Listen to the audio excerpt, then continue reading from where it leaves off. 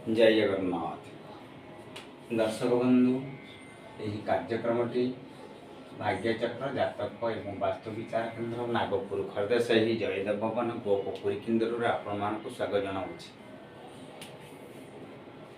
धारावाहिक भाव में आम गोटे लग्न प्रत्येक ग्रह संबंध में आलोचना करवा। घरे जातक चक्र जो कुंडली चक्र अच्छी तालपत्र आप देखिले जापर गोटे गोटे ग्रह प्रत्येक लग्न कि शुभाशुभ तेज आलोचना करने सरलीकरण जातक चक्र आप उपस्थापन कर जातक कुंडली कहुए पूर्व भारतीय उत्कल मत जहाँ आलोचना होती तेरे घरटी हूँ मेष वृष मिथुन कर्कट सिंह कन्या तुला बिछा धनु मकर कुंभ मीन। घर मालिक मेष घर अधिपति मंगल बिछा घर अधिपति मंगल वृष घर अधिपति शुक्र तुला घर अधिपति शुक्र मिथुन घर अधिपति बुध कन्या घर अधिपति बुध कर्कट घर अधिपति चंद्र सिंह घर अधिपति रवि धनु घर अधिपति बृहस्पति मीन घर अधिपति बृहस्पति मकर घर अधिपति शनि कुंभ घर अधिपति शनि। बुझीगले आलोचना करवा मेष घर को लग्न कर जो जातक ल लिखाई भाई 1 लिखाई पर्यायक्रम 2 3 4 5 6 7 8 9 10 10 11 12 रवि ठारू शुक्र पर्यटन आम आलोचना शनि ग्रह विषय आलोचना करवा जो ग्रह संपर्क आलोचना कले मन भितर कृपा भयटी आसी शनि महाग्रह समय सीमा हूँ 19 वर्ष नक्षत्र हूँ 8 17 26 तेरे 8 17 26 जो कहे 3टी नक्षत्र अधिपति है शनि 8 नक्षत्र कहती पुष्या 17 कहती अनुराधा उत्तर भाद्रव कहती 26 की तेरे 8 हूँ देवगण 17 हूँ देवगण 26 हूँ नरगण तो शनि पाखरे गुण हिसाब से सात्विक एवं राजसिक रही बुझे कथा शनि महाग्रहटी निजे राशि चक्र द्वितीय स्थान बृहत ग्रह विषय तांकर शनिकर स्वगृह हूँ मकर एवं कुंभ शनि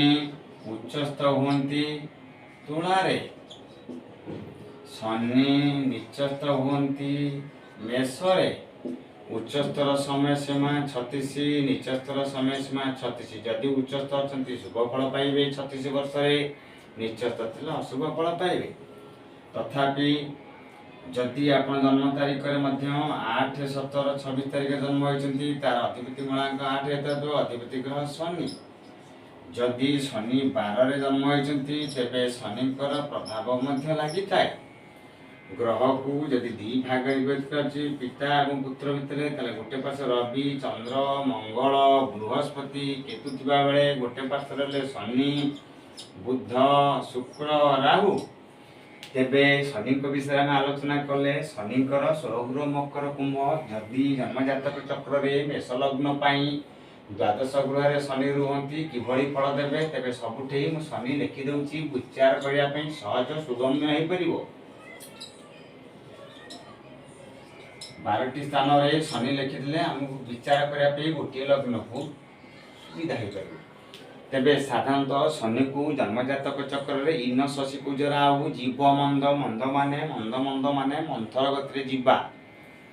पौराणिक मत अनुसार रावण दरबार में शनि ग्रह को चंद्रघास खड़ग आघात होता शनिकर आघात लगी आंठुरी पादे तेणु मंथर हमें शनि महाग्रह पड़े आपण मान स्नायुगत दुर्बलता गोड़े आंठुरे जेकोसी पड़ जाऊ फ्रैक्चर हो जाओ पड़ जातु अन्य मानसिक दुर्घटना होता है बलाबल अनुसार शनि दशा शनि अंतरदशा शनि प्रत्यांतर शनि तारीख शनि बार में घटना मन घटी थाए शनि राशि चक्र गोटे घर को 2.5 वर्ष टोटाली बुलायापी 30 वर्ष समय लगी था शनि चंद्र ठू जदि द्वादश बा लग्न बा द्वितीय हंती 2.5 7.5 वर्ष को शनि 7.5 कहती से भली शनि जदि सप्तम अष्टम नवम होती ताहले से भली शनि 7.5 कहती विशेषकर शनि अष्टम तो स्वग्रह उच्चस्थ होते दीर्घायु शनि जदि द्वादस्थ होता तेबे आपणकर चिंता चेतना विचार विमर्श ऊर्ध्वगामी मोर आमर आंबर किसी नहीं माने तार्थ आपणकर पुरातन प्राचीन तत्व उपर विचार विमर्श गभीरता रहिबो शनि बृहस्पति संयोग हेले विशिष्ट योग हो कूलर हूँ ग्रामर हूँ देशर हूँ विश्वर हूँ श्रेष्ठ हमें शनि चंद्र योग हेले गोटे वितृष्णा वैराग व त्याग भाव जागृत होता है शनि रवि संयोग हेले पिता पुत्र विच्छेद आसी थाए शनि मंगल योग हेले ताहा एक माने उत्तप्त योग तार तो सदा सदा मरणात्मक जंत्रणा तार तो द्वंद्व भितर जीवे कारण दुईटी पार्श्व अच्छी शनिकर मित्र हेले शनि बुध शुक्र राहु शनि जदि आपणकर दशा जदि आपणकर शनिकर मकर कुंभ राशि मकर कुंभ लग्न बुधंकर मिथुन कन्या राशि मिथुन कन्या लग्न शुक्रंकर वृष तुला राशि वृष तुला लग्न होता है शनि दशा चलु था तेबे से व्यक्ति को निर्वनिसंकोच मनरे शनि जदि यही पार्श्व रही था शुभ फल पाइबे मोर पूर्व अध्याय देखिथिबे केउं ग्रहटी शुभ फल केतेबेले दियंती तेबे आज आम सीमित समय आलोचना करिया विद्या हूँ सागर केउं दिग को कुआड़े आलोचना करते जानी परिबानी मुख्य टपिक पळेगा जदि लग्नस्थ शनि होती शनि हेले ये लिखि दौर शनि जन्म जातक चक्र रे मेष लग्न दशम अधिपति एकादश अधिपति तार्थ सर्वशुभ माने बाधक चर लग्न एवं कर्माधिपति दशमाधिपति एकादश अधिपति मकर गृह मेष गृह रोचे तेज निश्चित थी कर्म प्रतिबंधक बाधक सर्वशुभ कम विघ्नता सर्ट बुझीगले निश्चित ये जीवन में जिते किसी उन्नति अवनति करेंगे 36 वर्ष मरणात्मक पीड़ा हे दुर्घटनाग्रस्त हे मेष लग्न विशेषकर शरीर पर आघात रदि द्वितीय स्तर रही तो मित्र गृह गुरु गृह दशमाधिपति एकादश अधिपति कौन हम परिवार क्षेत्र धन माध्यम वाणी माध्यम कर्मटी पाइबे सर्वशुभ कार्यटी हे शुक्र शनि योग हेले एक विद्वान कालिदास योग सरस्वती योग कहते भृगु सौरी शनि उच्चस्थ रहिले शशक योग नाम पंच महापुरुष योग मध्य एक योग सृष्टि होता है शनि जदि मित्र गृहस्थ बा स्वगृहस्थ किंबा उच्चस्थ अच्छा विशेषकर तो कहीदे लग्न ठारू चंद्र ठारू जदि केन्द्र 1 4 7 10 1 5 9 होता तेबे शशक योगर किसी शुभ फल मिलता है आमे आलोचना करोचे मेष लग्न द्वादश भाग शनि द्वितीय रही ये फल मिले तृतीय रही तो मित्र क्षेत्रस्थ कर्म मध्यम बंधु मध्यम कर्म बंधु मध्यम साहय शांति मिल पराक्रम बढ़ तथापि दक्षिण गोड़ बा हाथ उपर गुरुतर आघात ना क्षेत्र स्थान इलेक्ट्रिक करेन्ट द्वारा थी चतुर्थ स्थान रही कौन हम ना दशमाधिपति एकादश चतुर्थ स्थान रही चंद्र को गृह जब शनि रोचे कर्मटी पड़ी मनस्ताप करी मो द्वारा तो हेनी गोटे मनु मन वितृष्णा वैराग आसो प्रत्येक प्रति माँ सहित पड़ोनी गुरु निज गुरु प्रथम गुरु किए पिता धर्म पिता प्रथम तो माँ जननी जन्म हुई स्वर्गात पिघारे से माँ सहित मत पार्थक्य देखादेव आप बापा माँ चाहिए गोटे भाग आप जीवन गोटे भाग दशमा अधिपति चतुर्थ ये कौन हम पिता विमुख होली किसी कर्म करते पिता विमुख ये स्थान रही जो दृष्टि देवे शनिकर दृष्टि रही सब ग्रह दृष्टि सप्तम हेल्ले शनिकर 3-10 दृष्टि अच्छी तेज मिसेदेवा 3 7 10 तीन स्थान दृष्टि शनि जो स्थान रुहति से स्थान को जी शनि हूँ कौन वर्ण हूँ बैगिणी कला सदृश पोड़ीदेवे दृष्टि से पड़े तेणु शनिकर ये दृष्टि देखा जाए शनि दृष्टि दौथुबा शनि तृतीय अवस्था करथुबा गृह को जदि गृहस्थ दृष्टि था शनिकर प्रकार बा जो आकार करिया कथा से आकारटी ह्रास होता है आउ कहारी ह्रास भी करें ना बृहस्पति स्वाभाविक कथा चतुर्थ स्थान रही माता विमुख संसार प्रति विमुख जान भूमि गृह ये दिगरे प्रतिबंधक बाधक हे बेले बेले थाना कोर्ट कचेरी राजदंड लगे सूचना थाए चंद्र शनि संबदावध शनि चंद्र स्थान विनिमय शनि यदि चंद्र को गृह रही शनि स्थान रही दशमाधिपति एकादश अधिपति पंचम तार्थ ये सम्मान संतान उच्च वैषयिक ज्ञान प्रतिबंधक बाधक मंत्रता बारंबार गर्भपात बापा गृह पुओ बाप पुओ मान जो मित्रता जो भाव जो प्रेम जो स्नेह जो भल पाइबा जो भक्ति रहा कथा से दूरता हो निरसता रही। षष्ठ स्थान रही शुभस्थ षष्ठ स्थान उच्चस्थ मित्र क्षेत्रस्थ तार ये दक्षता योग्यता पारदर्शिता हासिल करेंगे किसी नहीं लीडरशिप यूनियन लीडर गोटे